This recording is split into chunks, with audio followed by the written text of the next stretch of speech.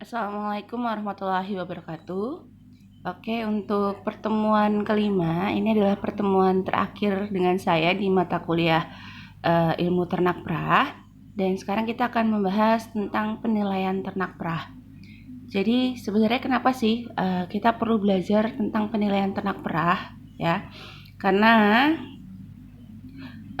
kita kalau mau mendapatkan ya ternak yang baik ya, dalam hal ini kita ngomonginnya ternak perah gitu ya, itu banyak faktor sebenarnya yang bisa mempengaruhi ternak perah tersebut bisa menghasilkan produktivitas yang optimal gitu ya, yang baik.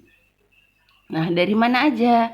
Bisa dari tata laksananya, artinya ketika manajemen pemeliharaannya baik gitu ya, ternaknya juga jadinya bisa tumbuh dengan baik ya, bisa berkembang dengan baik, dan akhirnya bisa menghasilkan produksi yang baik gitu ya.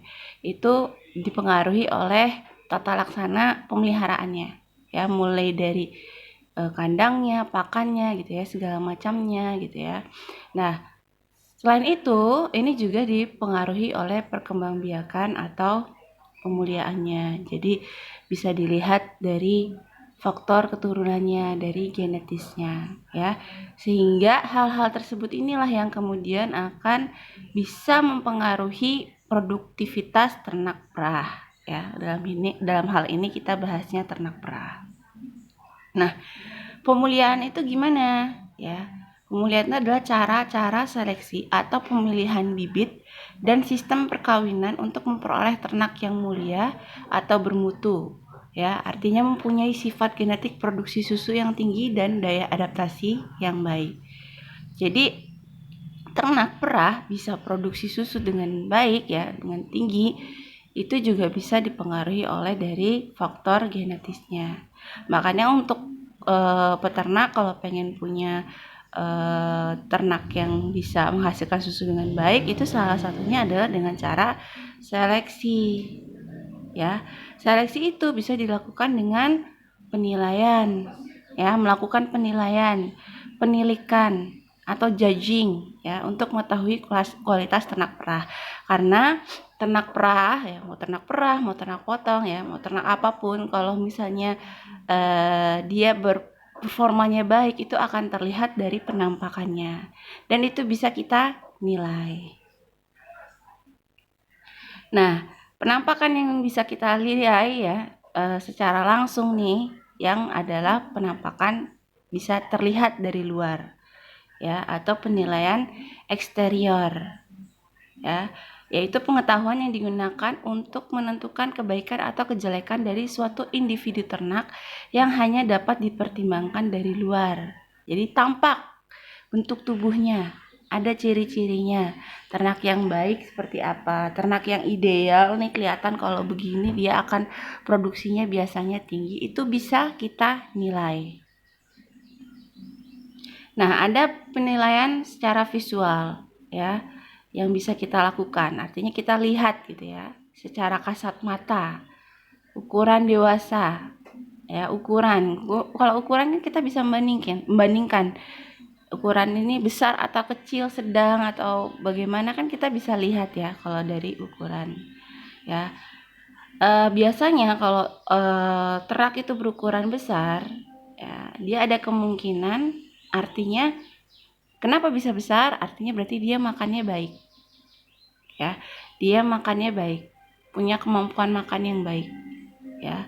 Kalau makannya baik ya, nutrisinya pasti insya Allah tercukupi, produksi susunya juga pasti jadi ya akan berpengaruh ya. Produksi susu yang dihasilkan juga akan besar. Kalau kalian lihat ternak ukurannya kurus, kecil, yakin kalian produksi susunya tinggi. Nah, ya, dari situ aja kan sebenarnya kita bisa nilai. Dan biasanya ukuran dewasa itu lebih kuat dan tahan terhadap stres serta penyakit ya. Selain itu, ukuran yang dewasa itu biasanya ya, karena dia badannya lebih besar, lebih tinggi. Ambingnya itu untuk ternak betina, ya, ternak perah betina itu jauh dari permukaan lantai atau tanah, sehingga resiko untuk kotor karena bersentuhan dengan lantai atau gesekan karena menyebabkan luka itu jadi rendah, ya. Jadi ambingnya lebih sehat ibaratnya.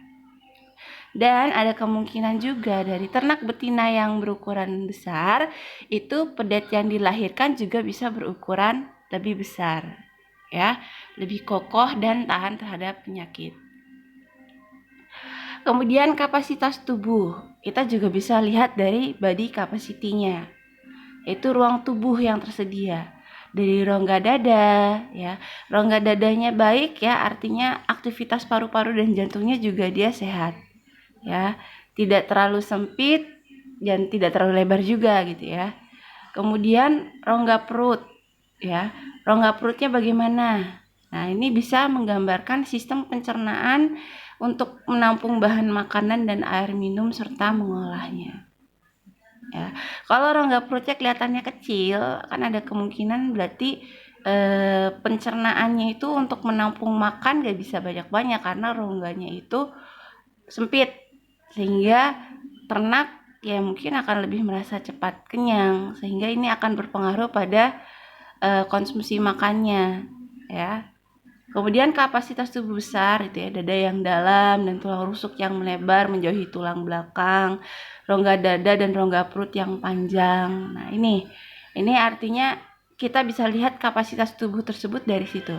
Dari rongga dadanya yang dalam, tulang rusuk yang melebar menjauhi tulang, kemudian rongga dada juga rongga perutnya itu panjang. Nah, ini menunjukkan kapasitas tubuh yang besar dan itu akan memungkinkan kerja organ-organ di dalamnya pun bisa lebih optimal. Kemudian dari karakter perahan, ya, dilihat dari kemulusan tubuh, yaitu bebas dari perlemakan atau kegemukan terutama di bagian leher, punggung dan paha. Nah, ini kita kan karena ngomonginnya ternak perah, ya. Kalau bisa jangan terlalu gemuk di bagian leher, punggung dan paha. Kalau bagian itu terlalu gemuk, itu ada kemungkinan produksi susunya kurang baik juga. Karena apa? Karena kebanyakan energi yang dipakai itu hanya untuk bukan hanya, maksudnya kebanyakan dipakai untuk membentuk perlemakan tadi di leher, punggung dan paha. Nah, ini nanti akan berpengaruh terhadap energi yang dipakai untuk pembentukan susu. Jadi yang terlalu gemuk juga tidak baik, ya. Baik jika lehernya itu panjang dan langsing serta menempel mulus pada bahu. Ya, jadi kelihatan lehernya tuh kalau bisa yang panjang dan langsing, jangan yang buntok gitu ya. Kemudian karakter tersebut digunakan sebagai petunjuk memiliki kecenderungan genetik untuk mengubah zat-zat gizi yang dikonsumsinya menjadi susu selama laktasi, bukan menjadi otot atau lemak. Kalau ternyata sudah ada di sini ya. Nah, itu tadi. Jadi kalau dia tidak gemuk di bagian leher, punggung dan paha, ada kemungkinan bahwa ya tadi energinya gitu ya, zat-zat gizi yang dipakai itu bisa dipakai untuk pembentukan susu, ya, bukan jadi otot atau lemak. Ini kalau ternak perah. Kalau kita ngomonginnya ternak potong, ya mungkin kebalikannya, karena kalau potong tujuannya adalah bukan untuk susu, tetapi justru untuk pembentukan otot atau lemak, ya. Kemudian dari sistem kelenjarnya, mammary system, dilihat ambing dan putingnya. Kapasitas ambing besar, ya. Ini ada kemungkinan dia mampu menghasilkan dan menampung susu serta menempel kokoh pada tubuh. Tapi sebenarnya produksi susu itu juga sebenarnya bukan hanya dilihat dari ukuran ambing saja, ya. Kalau dia ukurannya besar tapi sel-sel alveolusnya gitu ya yang menghasilkan alveolinya yang menghasilkan susu ini sedikit, nah itu juga bisa berpengaruh ya. Tapi setidaknya jika ambing itu besar, dia akan ada kemungkinan menampung susunya itu bisa lebih banyak gitu ya. Kemampuan untuk menampung susu itu lebih banyak.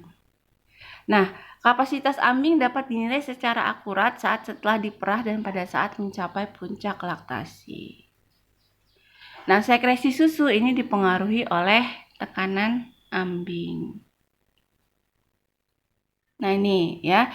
Kapasitas ambing besar jika hanya mengandung jaringan sekretori ditambah dengan rongga penampung dan saluran air susu. Jadi harus ada itu jaringan sekretori, sel-sel sekretori yang dia mampu menghasilkan susu tadi. Ya. Ambing menempel dengan kokoh, tidak ada garis pemisah yang jelas antara tubuh dengan ambing. Tidak ada lekukannya ibaratnya ya. Garis itu kelihatan lekuk banget gitu ya. Itu berarti dia ambingnya tidak menempel dengan kokoh. Tapi kalau kalian lihat ada ternak perah yang ambingnya itu nempel ke badan mulus gitu ya, kelihatan nggak ada lekukannya, artinya itu dia bagus ya, ambingnya nempel dengan kokoh. Kemudian puting memiliki bentuk dan ukuran yang memudahkan untuk dilakukan pemerahan. Ya, gimana puting yang bagus untuk pemerahan? Yaitu berbentuk silindris, lebih condong ke bentuk tabung gelas daripada kerucut. Ya. Kemudian jarak antar puting juga harus jauh supaya bisa memudahkan pada saat proses pemerahan. Apalagi kalau pakai mesin misalnya jaraknya terlalu dekat, itu nanti akan menyulitkan. Karena untuk masukin tabungnya itu dia akan berdempetan ya, jadi sulit. Oke. Nah, itu tadi penilaian yang bisa kita lakukan secara visual. Nah, penilaian-penilaian tersebut kemudian bisa kita bikin skor ya. Kita masukkan ke dalam suatu penilaian ya. Body scoring condition atau body condition scoring lah ya. Atau sering kita dengar BCS.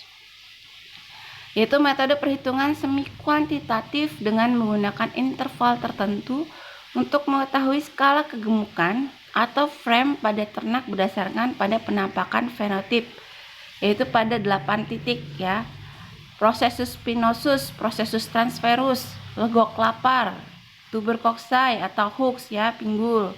Kemudian antar tuber koksai dan tuber ischiadicus, pins ya, panggul. Antara tuber koksai kanan dan kiri. Nah, ini kalau kalian bingung lihat gambarnya. Nah, nih ya. Jadi kita bisa lihat dari tonjolan tulang depannya, hooksnya, ya, tonjolan tulang belakang, pinsnya, ya, geser. Nah, nih, tidak bisa di zoom. Nah, nih ya, tonjolan-tonjolan tulang ini bisa ya sebagai patokan kita melihat ternak tersebut tuh sebenarnya termasuk ternak yang BCS-nya berapa sih ya, gitu ya. Kurus, dia termasuk kurus, sedang, gemuk gitu ya. Nah, ada 2 metode skala nih yang umumnya digunakan dalam penentuan BCS. Ada yang skalanya 9 ya, itu dari Amerika biasanya ya kayak gitu, atau yang skalanya 5. Nah, skala 5 itu sangat kurus satunya ya, 2 kurus, 3 sedang, 4 gemuk, 5 sangat gemuk. Dengan skala 0,25 ya, mesti bisa misalnya 1,25 gitu ya, 1,5, 1,75, atau dia di antara sedang dan kegemuk misalnya 3,5 misalnya. Nah, itu kita bisa nilai, dan biasanya orang-orang yang kayak gini butuh pengalaman gitu ya. Orang-orang yang memang biasanya sudah pengalaman, dia butuh pengalaman gitu ya untuk melakukan BCS ini. Nah, BCS pada sapi perah dirancang untuk menaksir kondisi induk selama siklus produksi. Skor 6 menggambarkan sapi sangat kurus, skor 5 sapi sangat gemuk. Induk sapi perah mempunyai rata-rata BCS antara 2,5 sampai 3,5 saat melahirkan. Jadi untuk sapi perah ya, ternak perah yang ketika dia laktasi berarti kan setelah melahirkan, BCS yang ideal itu antara 2,5 sampai 3,5 ya, karena kalau terlalu gemuk juga tadi tidak baik. Ingat ya, terlalu gemuk juga tidak baik. Nah, ini ada skor-skor BCS pada ternak peras harusnya berapa sih gitu ya. Ketika dia masa kering artinya tidak laktasi, tidak menghasilkan susu, itu 3,5 sampai 4 ya. Kemudian calving, sapi yang lebih tua, itu 3,5 sampai 4 juga. Postpartum 1 bulan ya setelah melahirkan, 2,5 sampai 3. Pertengahan masa laktasi 3 ya. Akhir masa laktasi 3,25 sampai 3,75. Nah, calving atau untuk yang calving itu untuk yang baru sapi muda gitu ya, baru pertama laktasi. Itu 3,5 ya, itu standar-standarnya. Nah, ini kita untuk melihat grade 1 ya, tadi skor 1. Dia itu pasti sangat kurus penampakannya. Pangkal ekor atau anus akan nampak sangat menyusut ke dalam, sedangkan vulva akan sangat menonjol. Karena bagian pantatnya itu ya, belakangnya itu, dia nggak ada daging, otomatis menyusut dia, legok ke dalam. Sedangkan bagian vulva ya, itu akan sangat menonjol. Tahu vulva ya? Tahu lah ya, sudah belajar biologi ya.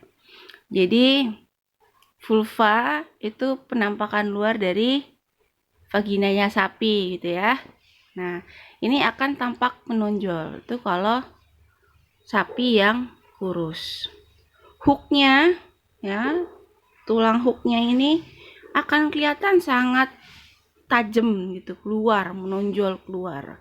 Kemudian ruas-ruas di antar cincin tulang ekor itu kan ada ini ya, terdiri dari cincin-cincin tulang rawan gitu ya.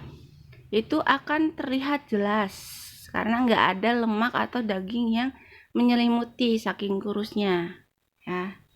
Itu untuk grade 1. Untuk grade 2 ya, vulvanya tidak terlalu menonjol karena bagian pangkal ekor atau anusnya itu dia sudah ada sedikit daging atau lemak gitu ya. Proses spinosisnya pendek, dapat diraba, sedikit terlihat menonjol. Hooks dan pins menonjol tapi bagian diantaranya tidak terlalu cekung. Jadi di antara hooks dan pins ini ya, dia nonjol.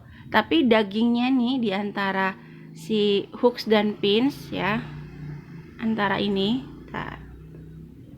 mana ini kok nggak keluar. Nah, ini ya, cekungan ini nih ya, di antara si hooks dan pins ini itu dia tidak terlalu terlihat ya. Sebentar. Oke. Jadi agak sedikit cenderung datar gitu ya. Sebentar. Nah. Oke. Apabila nampak lengkungan cekungan antara rusuk pendek ya. Kalau dia kelihatan cekungan antar rusuk pendek di rusuknya itu 2,25. Tapi kalau rusuknya pendek masih dapat terlihat dan hooknya berbentuk angular serta terdapat lapisan lemak pada bagian paha belakang, dia masuk kategori 2,75. Namun apabila pada bagian pin tidak terdapat lemak, itu 2,5 ya. Oke. Grade 3. Kalau grade 3 itu vulvanya nampak lebih rata. Kalau tadi grade pertama sangat menonjol, grade kedua tidak terlalu menonjol, tapi masih menonjol artinya ya. Nah, grade 3 ini rata karena otot atau lemak di bagian pangkal ekor itu dia sudah mulai ada terisi ya. Sehingga dengan vulva ini rata gitu. Anus tertutup namun tidak terdapat deposit lemak ya. Tulang ekor nampak membulat. Proses spinosis dapat terasa dengan perabaan yang dapat diberikan tekanan. Jadi harus diberikan sedikit tekanan baru dia kelihatan. Ini sudah masuk grade 3. Hooks dan pins nampak membulat dan halus. Nah, ini ya.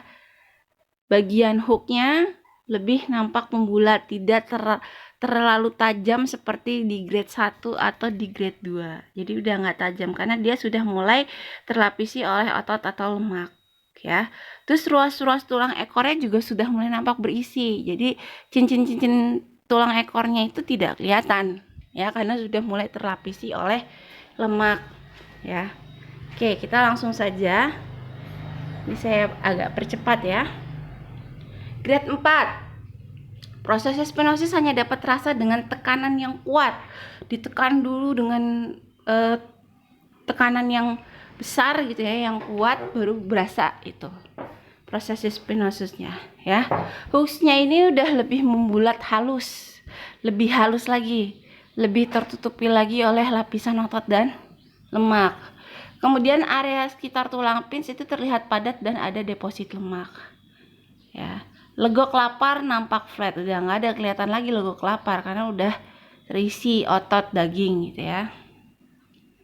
Nah nih dia lebih halus, lebih kelihatan membulat hooksnya ya, dia nggak kelihatan runcing ya. Kemudian grade 5. Nah ini grade 5 yang sangat gemuk berarti ya. Penumpukan lemak pada struktur kostai dan sternum juga tulang ekor ya, kelihatan lebih bulat gitu ya, nggak ada kelihatan tulang-tulang yang menonjol gitu ya. Udah tertutupi lemak, ini berarti dia bisa masuk ke grade 5. Nah ini kemarin ada tugas kita coba bahas ya. Saya suruhnya kemarin apa ya, dari yang terendah ke yang tertinggi ya. Nah, jadi kalau dilihat dari gambar ini, sebenarnya ini sudah ada kode nih, ya. Sudah ada kode gambar di sini juga nih. Kalau kalian bingung lihat fotonya ya, nih lengkung tulang-tulang ini nih bisa kita jadikan patokan. Kalau dari gambar ini, maka skor paling rendah adalah yang jawabnya A, berarti benar, ya. Kemudian skor kedua ya, yang masuk ke grade kedua itu adalah yang jawabnya C, berarti sudah benar ya. Jadi pertama itu C, kedua itu pertama itu A, kedua itu C. Oke. Kemudian yang ketiga yang mana? Ya, yang ketiga adalah yang B. Karena di sini dia udah mulai terisi ya, tapi belum rata, masih tampak kelihatan tonjolan tulangnya gitu ya. Legok laparnya juga flat, lebih datar. Kalau yang A ini kan legok laparnya sangat terlihat jelas ya. C ini legok laparnya ya masih ada tapi mulai terisi ya. B ini legoknya kelihatan flat ya. Nah, jadi urutannya A, C, B. Kemudian yang grade 4 apa? Dari sebentar. Yang grade 4 apa? Yang grade 4 itu adalah yang E. Ya, yang grade 4 itu E karena dia juga sudah mulai legok laparnya menonjol keluar. Ya. Dan ini rata nih, tulang tonjolan tulangnya dia tuh sudah kelihatan lebih terisi ya, rata ya, hampir nggak kelihatan flat. Nah yang paling yang D, karena legok